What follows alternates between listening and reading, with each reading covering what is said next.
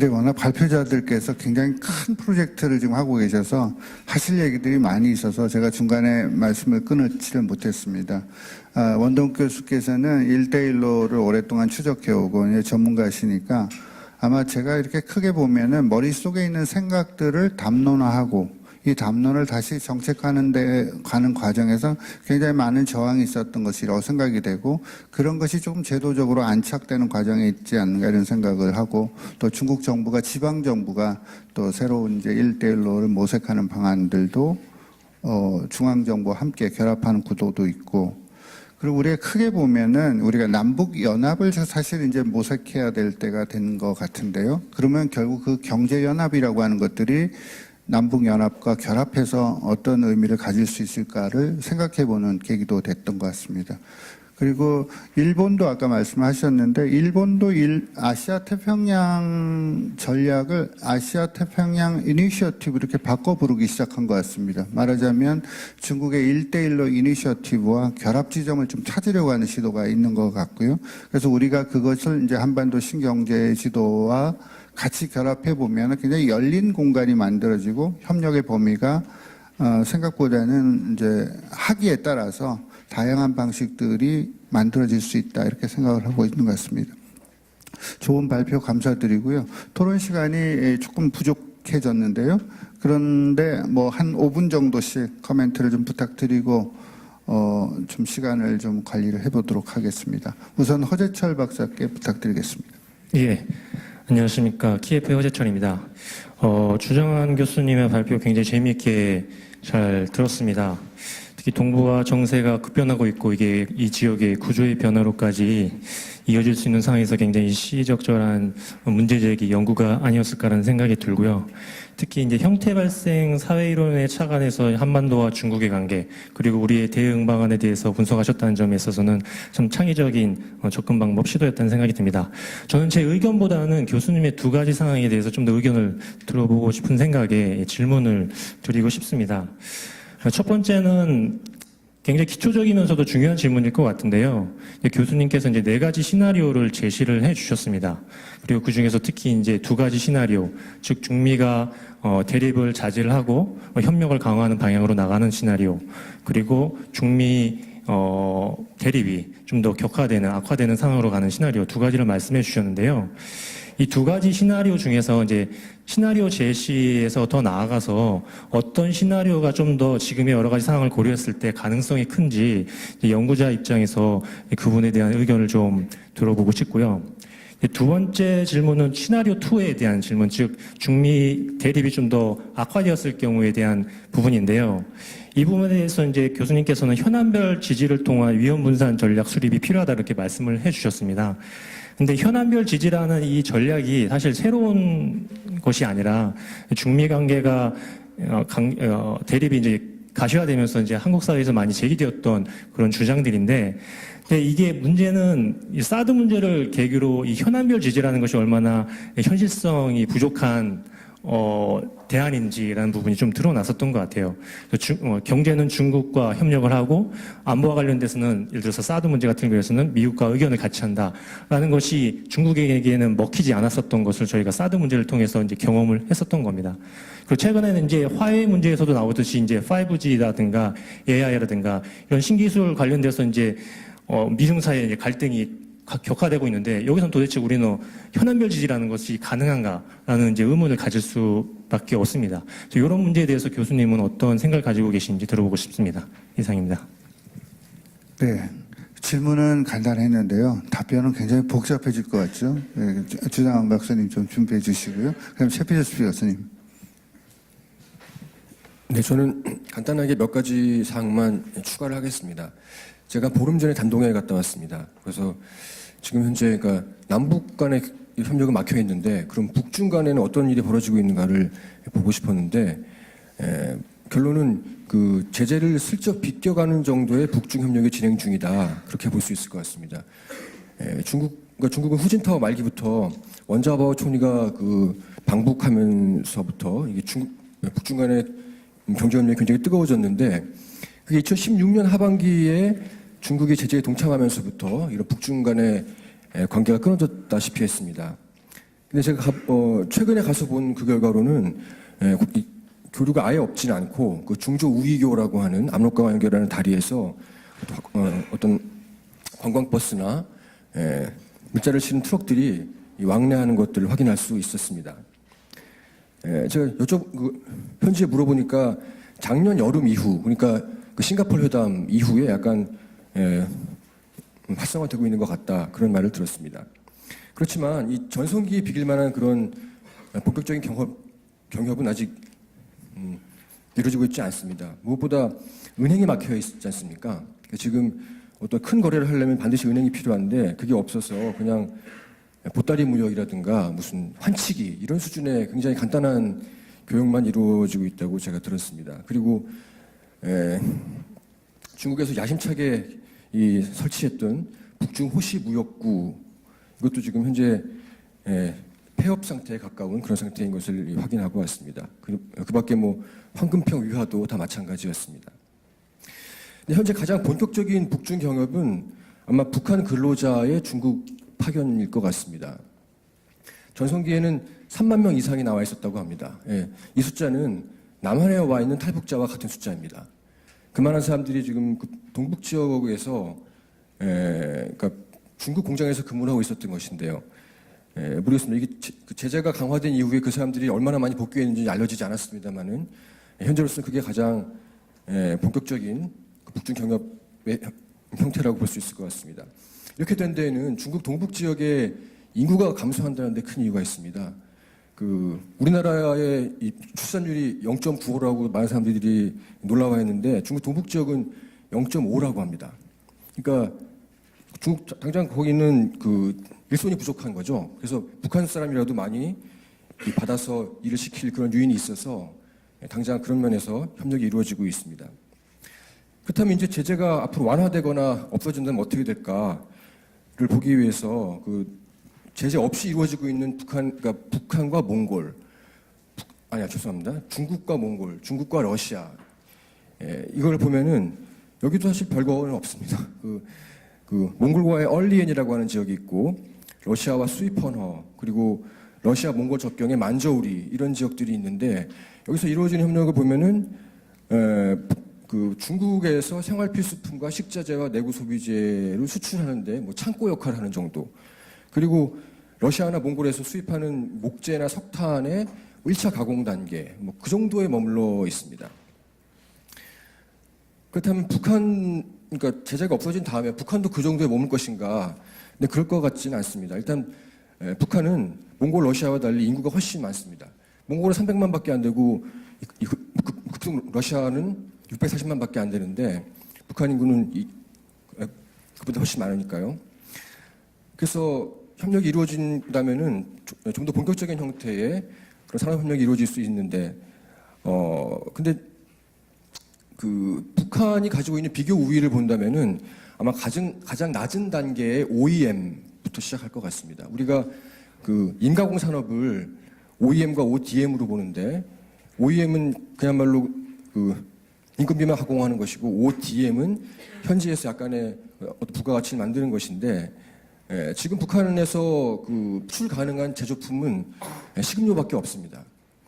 그러니까 그것 빼고 나서 나머지는 거의 전부 다, 그러니까 무슨 포장하는 박스 하나마저도 다 외부에서 가져와야 되는 그런 상황입니다.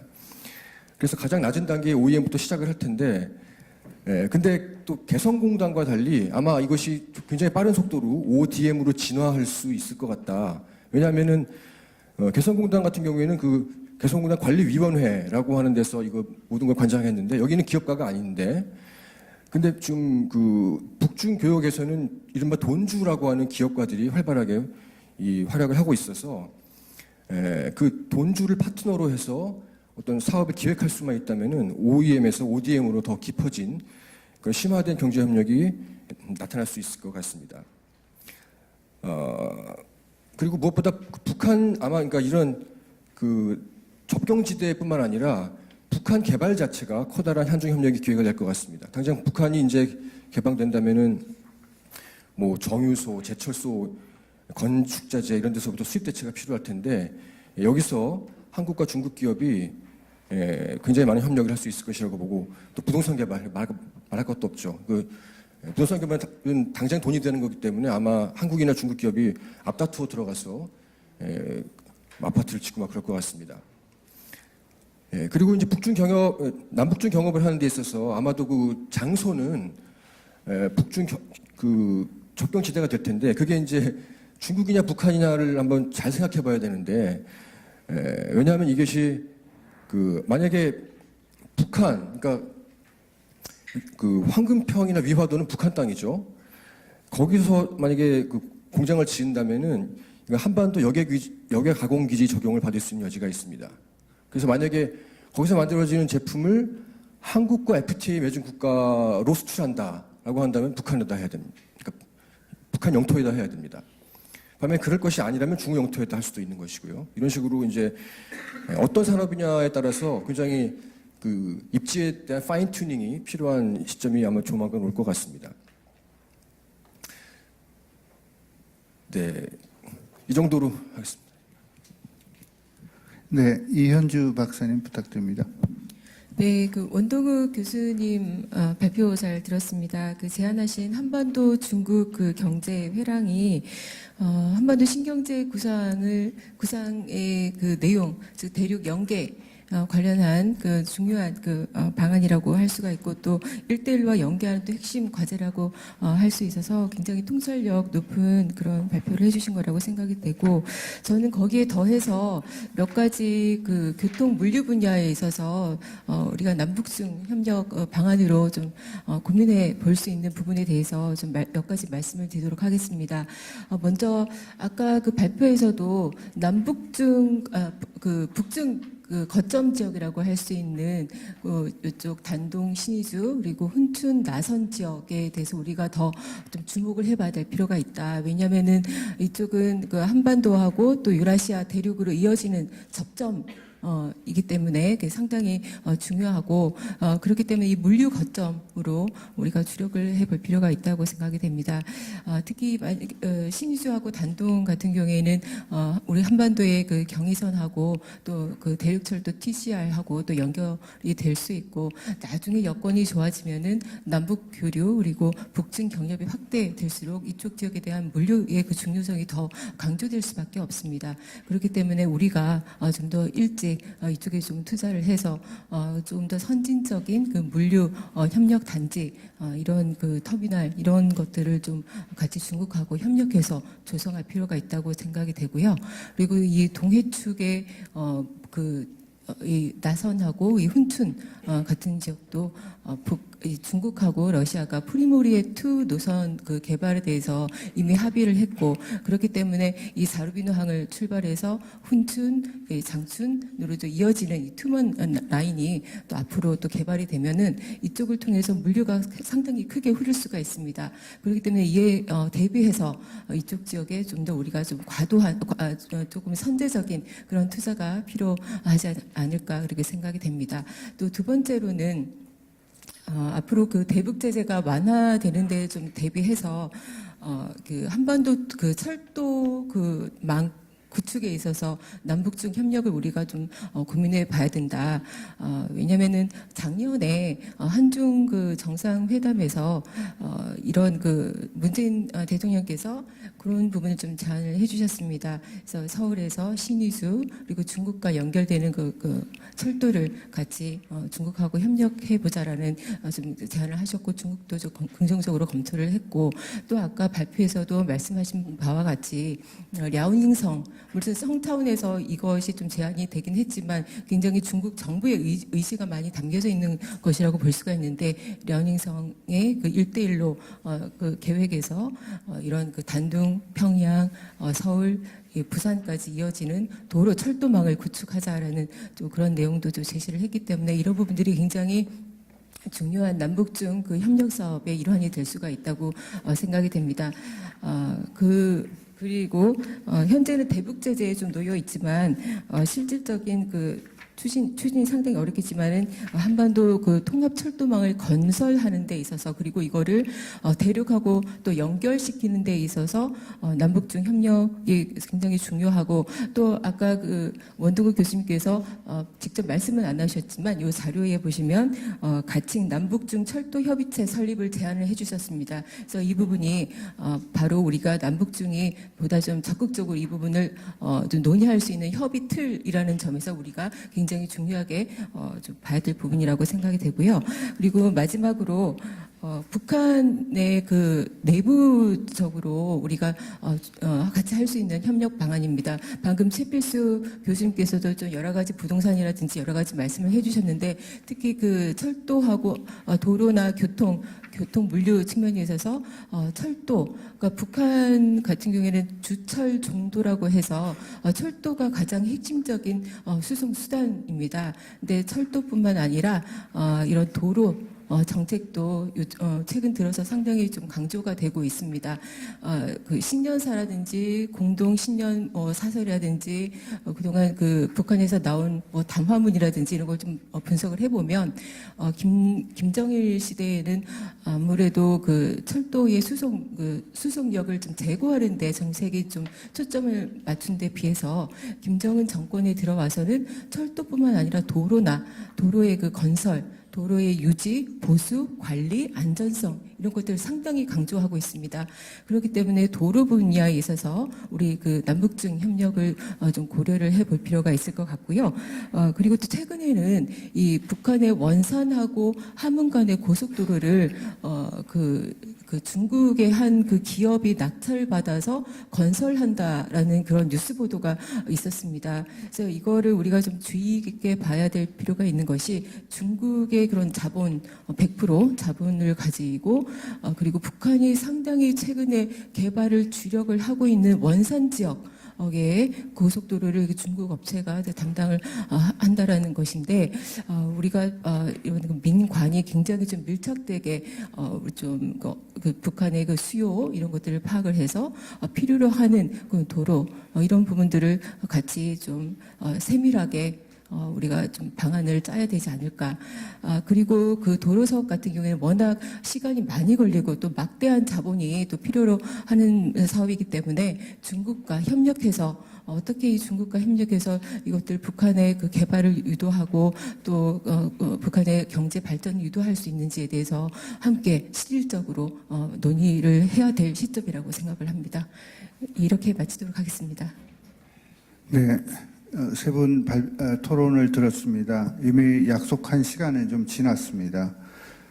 그래서 이게 발제자께서는 보완해야 될 내용들은 좀 정리해 주시고, 방금 이제 토론에서 제기했던 문제 중에서 꼭 답변이 필요한 부분만 좀 간추려서 얘기를 해 주시면 좋을 것 같고요. 원동국 교수님께서는 철도 공동체 얘기를 많이 하는데 그게 저 컨트롤 타워가 어딘지 잘 모르겠어요.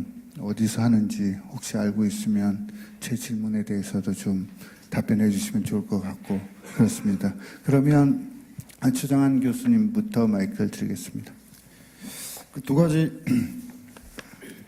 질문을 주셨는데, 그러니까 먼저 이제 첫 번째 시나리오 1, 2 중에 어느 게 더 가능성이 큰가?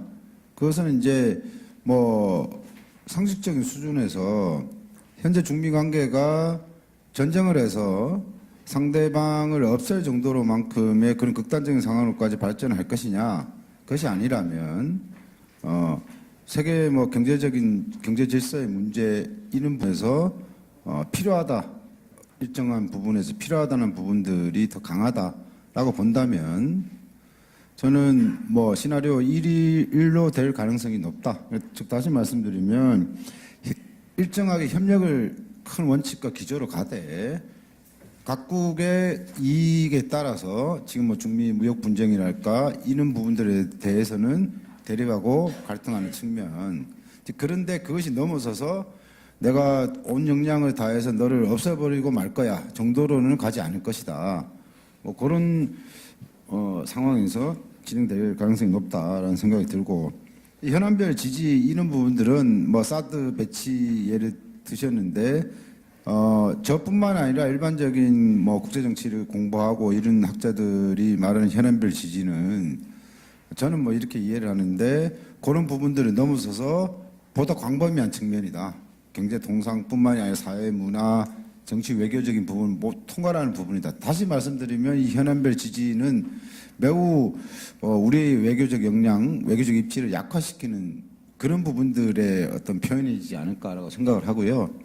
그래서 마지막으로 말씀드리면 한국의 국익의 차원에서는 우리 모두가 인정하는 국익, 경제 성장이나 주권의 유지, 안보의 위협 감소 이런 측면에서 봤을 때 제가 뭐 말씀을 드렸다시피 구조적인 부분들을 바꾸려고 하는 주관적인 노력 그런 부분들은 현재 한반도에서 진행되고 있는 북미 관계 개선에 대한 한국 정부의 적극적인 중재, 한반도를 어떻게 해서든지 연합시켜내고 통합시켜내려고 하는 움직임들, 그것들을 가시화시키고 현실화시키는 노력들이 매우 중요하고 그것은 다른 게 아니라 한국의 국익에 절대적으로 도움이 된다.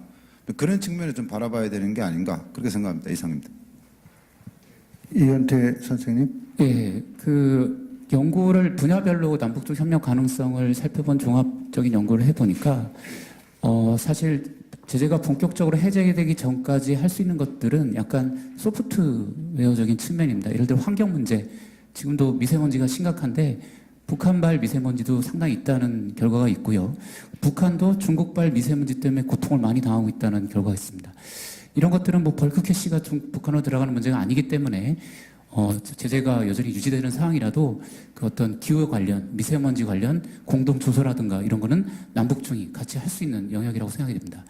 또한 또 이 최근에 작년에 돼지 콜레라가 아프리카 돼지 콜레라가 중국에서 발병해서 굉장히 큰 문제가 됐는데 예를 들어서 북한 같은 경우는 거의 그 위생이나 방역 같은 시스템이 없기 때문에 만약에 국경을 건너서 넘어간다면은 북한의 여러 축산업이나 큰 타격이 될 수 있습니다.